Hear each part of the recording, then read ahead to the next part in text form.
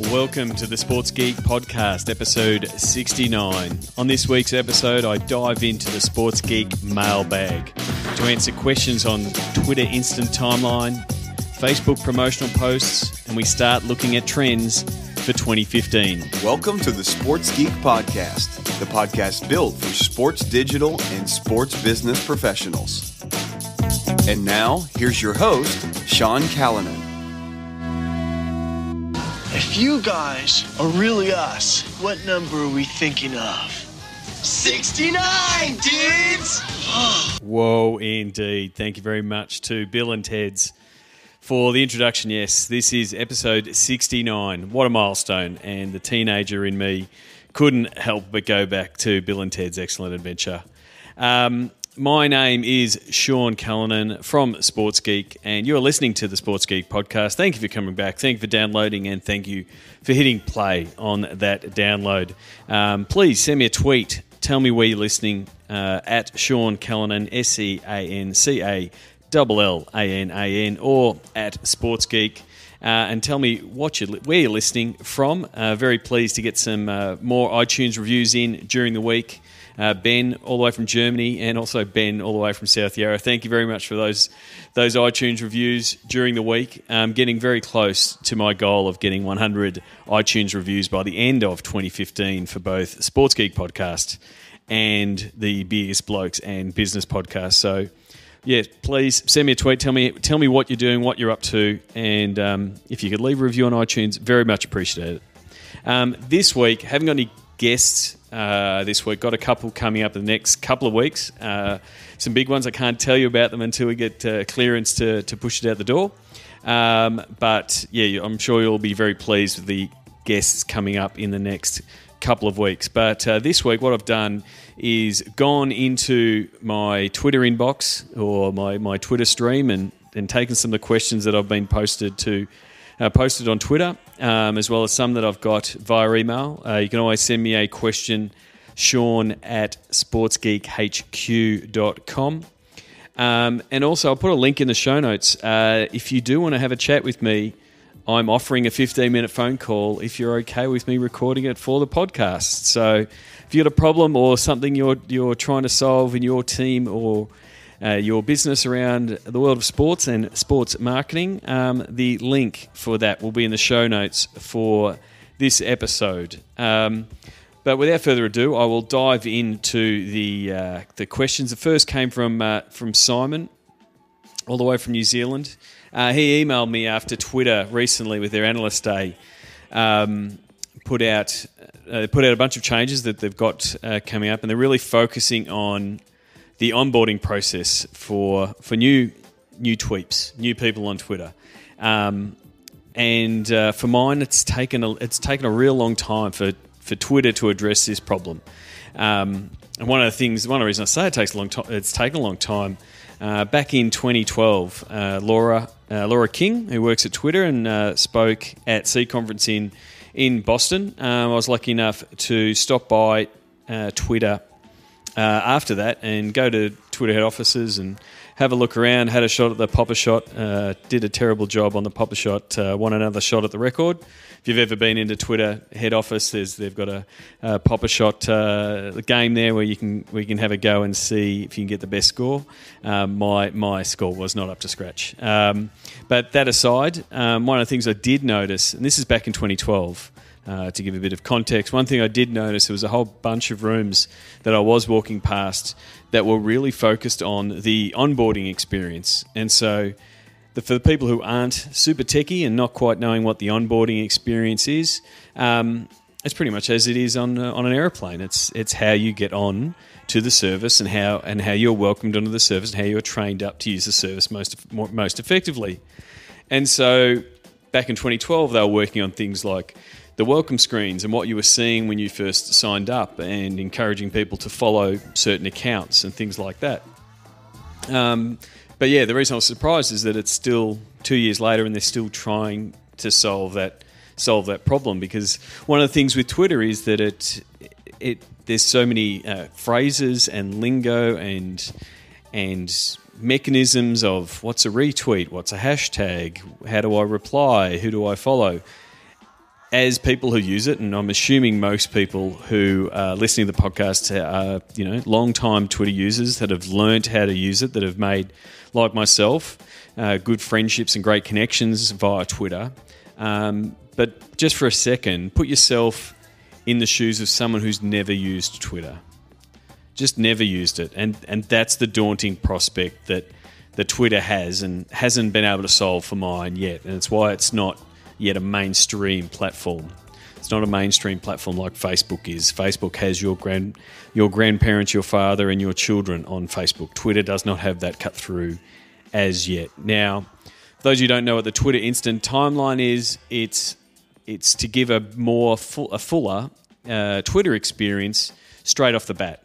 So when you are going to sign up, rather than just getting here's the 7 celebrities that I selected and the 3 sports teams that I selected and Ellen DeGeneres and Oprah Winfrey, and you're really dependent on it whether those celebrities you've picked are interesting and are posting regularly, you go to your stream then and it's rather light on for information and you sort of go, why am I here?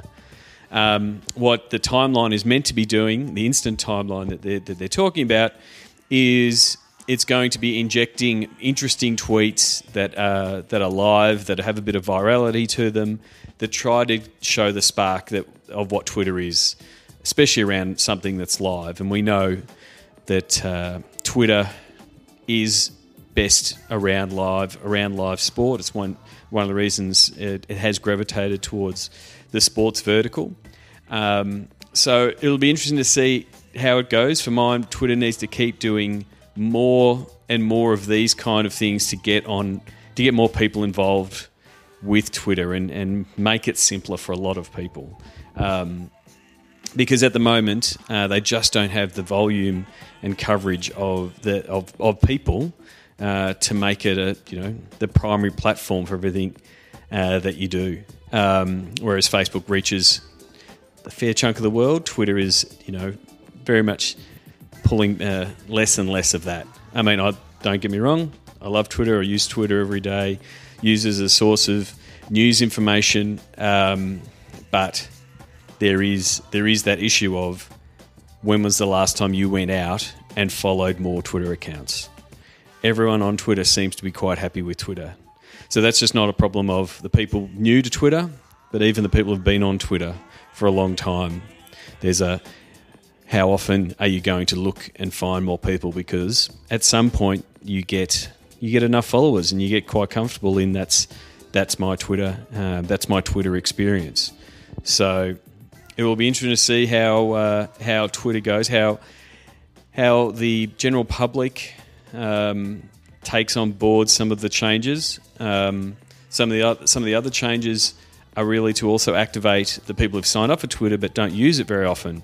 So again, if you're at work and not like us that are using Twitter every day to communicate with fans, but if you're at work doing work that's not related to using Twitter, and you're off Twitter for 12 hours, they're trying to bring in what would be best termed while you're away, some of the highlights of things that you may have missed, which is getting down the path of EdgeRank from a Facebook side of point of view, and trying to use algorithm to say these are the things that you should be looking at. I actually don't mind that idea because I actually use the Discover tab quite often to see what is bubbling up, what is popular with the people that I'm following. Normally, it does a pretty good job in that space of things that I might want to read, or I might want to favourite, or I might want to tag for later. But the internet being a beast that does not like change, that has a lot of moral indignation when someone wants to change something that you think you're a part of. I have no doubt when Twitter starts injecting tweets and putting tweets into the timeline and saying you missed this, much the same as when they started changing the order of the way tweets were displayed, or the way they started putting pictures in the tweets, or the way they started putting videos in the tweets. People who've been on there for a while will complain, and that's just the nature of the internet. So I'm very interested to see how they come up with this.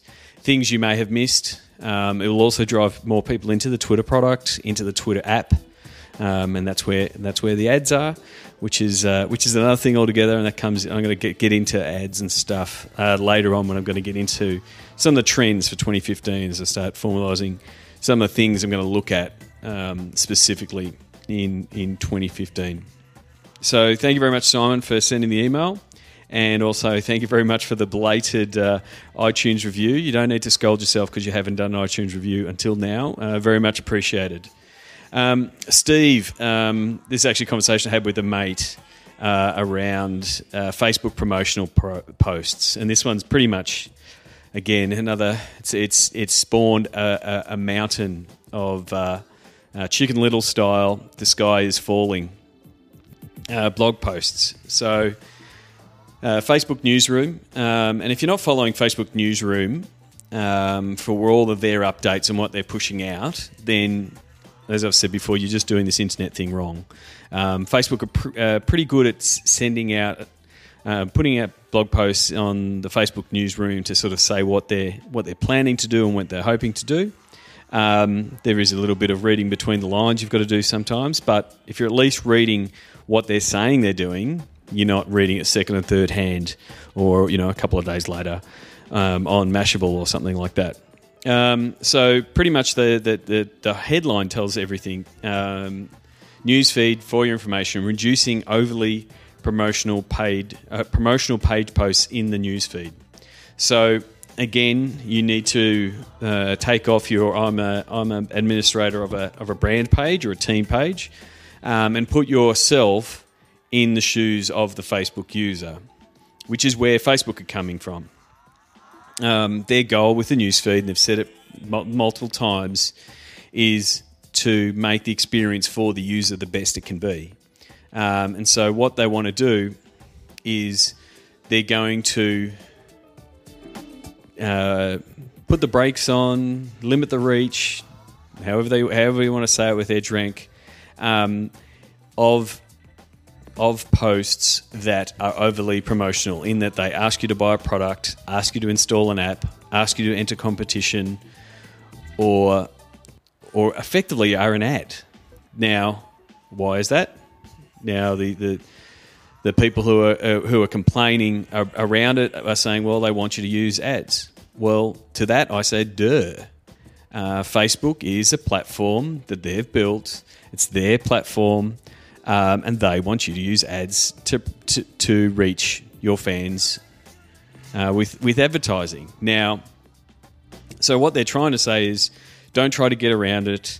We're not going to really show a lot of those posts. Now, most of this is really aimed at the spammy, bad brand pages that are just putting up, buy this, sell now, and doing all of that kind of stuff on their feed all of the time.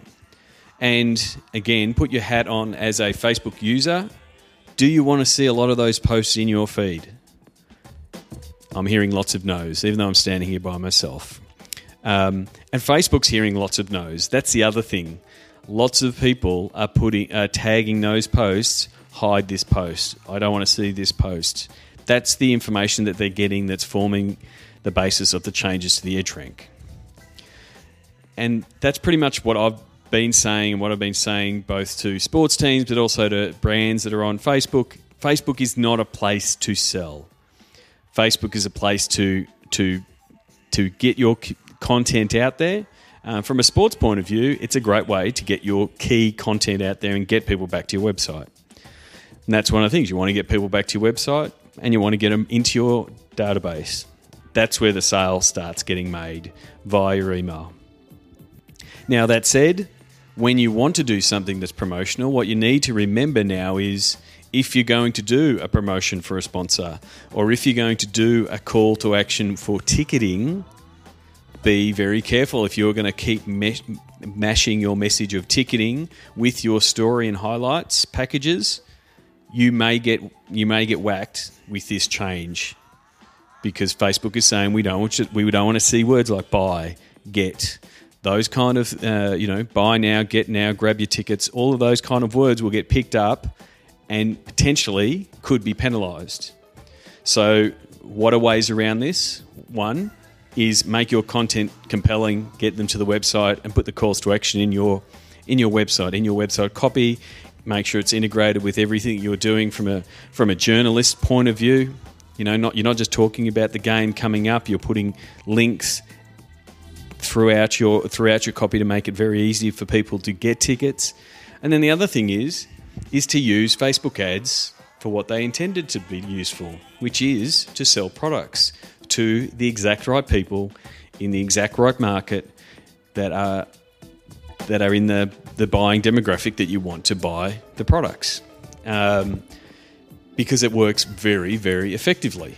Having used it myself both to promote content, but then also to promote events and ticketing and app installs and the like. So I think, I'm not a big believer in the Chicken Little, the sky is falling, Facebook is, I'm deleting my Facebook. It's still a massive driver of traffic. It's still, your posts are still getting rewarded each week when fans are clicking through, watching the videos. I'm seeing lots of teams using videos at the moment. Don't forget, if you're uploading those videos, to make sure you have a call to action button at the end and a link at the end of the video. If you're putting up a promotional video or you're putting up a video with some highlights, make sure they can click through to your website to sign up for an email or to read more about the match report or see more of the stats. You want to make sure you're doing that on every time you're putting up a video, and you can put that call through as well. So, that is pretty much my take on the whole Facebook saying they're changing the news feed. They're going to keep doing it. They're going to keep pushing people to use Facebook ads when they want to promote specific things. And for mine, I'm quite happy with that. There are a lot of bad Facebook marketers out there that are using the boost button, poorly targeting their ads, wasting ad budgets by just spraying their ads to everyone and anyone. To those people, they are just lining Mark Zuckerberg's pockets and doing it lazily. To people who understand how to target, as I said, I spoke about it with Finn Bradshaw, hearing that stat of 22%.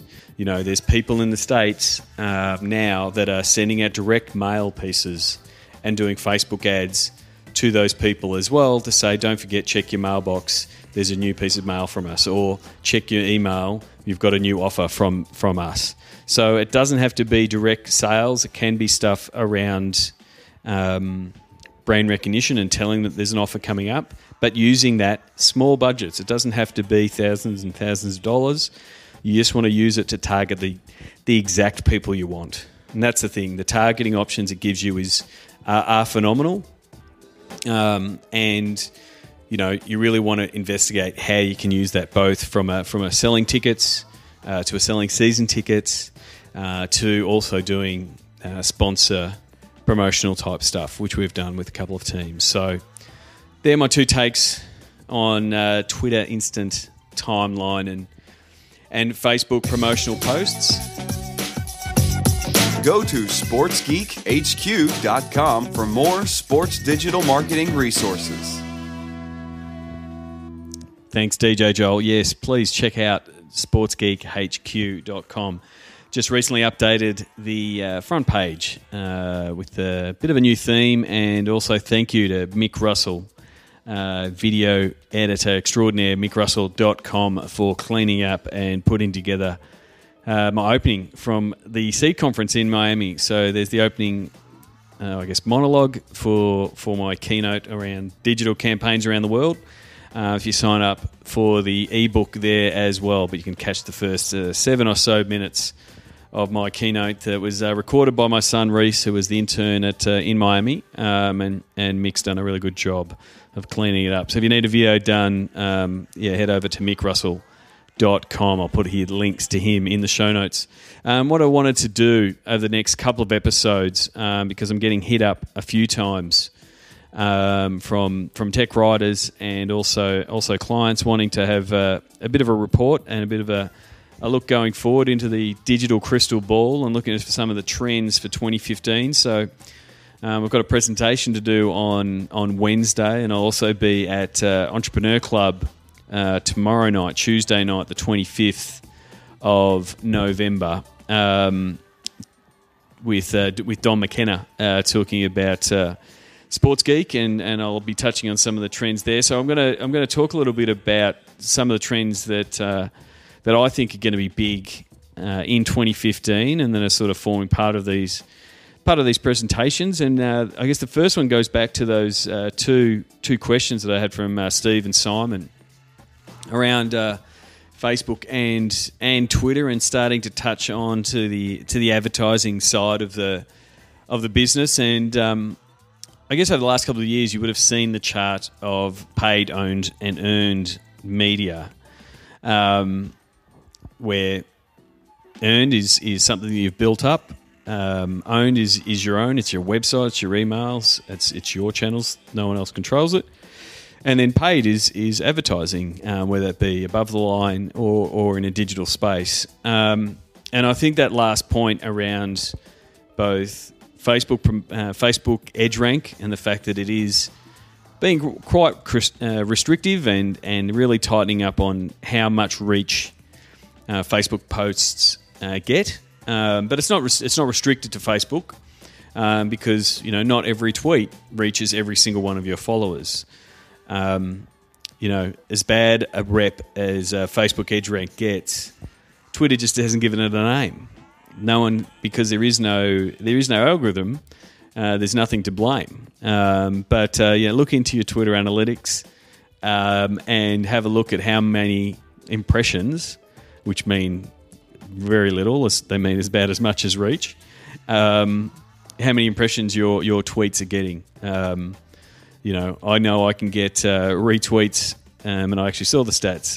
Retweets from Mark Cuban with his millions of followers, or even just a retweet last week from social media influencer Dave Kirpin from Likeable Media, and to only get 1,000 or so impressions from someone with 50,000 followers sort of shows you that you're not going to reach everything. So the whole earned space is growing smaller by the day. So really for me, and again going back to the conversation around advertising, it's really now paid and owned. Earned is becoming smaller and smaller. It's not something you can steadily rely on. You've always got to be tacking and following every single tweak. That's why we're seeing everybody start putting Facebook videos on their Facebook feed, because they're getting preference in the Edge Rank and getting pushed out there more often. So for mine, it's going to be paid over earned, and so it will be, as well as using potentially advertising to get your promotional messages out there around ticketing and merchandise, and especially which probably gets to another trend later, which is social commerce, and I'll save that for another episode. But I think there will be more and more teams starting to look at promoting their content, at least their key pieces of content, especially if those key pieces of content do come with some sponsorship activation, and you want to be able to get some committed reach and some committed click-throughs and things like that on those particular posts. I think there will be some teams starting looking at that to make sure they're hitting their numbers. So one of the trends is don't bank on earned. It'll be a shrinking category, and paid will be something that more and more teams will be looking to do. One more thing before I finish up this episode, because I want your opinion. I've been approached recently by a book publisher around writing a book. Funnily enough, that's what book publishers do. And they've effectively pitched a book to me to say, can you write this book? Can you give us a bit of the insight into the behind the scenes of the sports business, the way it's been pitched, and sort of the idea of the book is Freakonomics meets sports business. Some of the questions you you don't know about the sports business you would like to know. And I'm currently tossing up whether that is a book, that one. I want to put in the time and effort to pull together around doing the research for it, and I guess seeing where that book ends up. It's currently being framed, I guess, is probably the best way to do it. I've gone through the book proposal stages of defining a market, and its market primarily is business types that are interested in sport, that are interested in the business of sport. Some of the behind the scenes dealings around how stadiums get Wi-Fi and infrastructure put into the machinations of player agents and the dealings that goes on between players and agents and teams. Those kind of things. That's sort of what is being pitched to me at the minute. So it's not strictly a Sports Geek guide to the world of sports digital media. Not as narrow a niche as that. They want something a little bit wider. So really, I'm asking for your feedback. One, is that a book you would be interested in reading? I say reading more than buying, because I really want to make sure I get to write a book that actually gets read and not just gets marketed. I'm really excited about marketing the book, because I've got some really strong ideas on how books can be marketed, and especially now with all the social media channels that I've just been talking about and those kind of things. So yeah, please send me a tweet at Sean Callanan, or send me an email, sean@sportsgeekhq.com, especially if you've got any ideas around what sort of topics should be in the book. What do you think would be interesting? What do you think would be interesting to both you working in the sports business, but also some of your friends? What are some of the questions that they have of you working in sports business? What do you think would be interested to the wider business community? That kind of thing. So yeah, really interested. If I do get an overwhelming swell of support to produce the book, it will definitely sway my case on whether to do it or whether not to do it. At the moment, it's really an issue of time and headspace to be able to do it with the deadlines that they're putting up for me. That's it for this week's episode of the Sports Geek podcast. This has been episode 69. You can get the show notes and the links to this episode at sportsgeekhq.com/69, and I won't do any more Bill and Ted's jokes from now. My name is Sean Callanan from Sports Geek HQ. Thank you very much for listening. Until next week, cheers. Check out which teams work with Sports Geek at sportsgeekhq.com/clients. Find all Sports Geek podcasts at sportsgeekhq.com/SGP. Send in your sounds of the game. Email Sean at sportsgeekhq.com. Thanks for listening to the Sports Geek Podcast.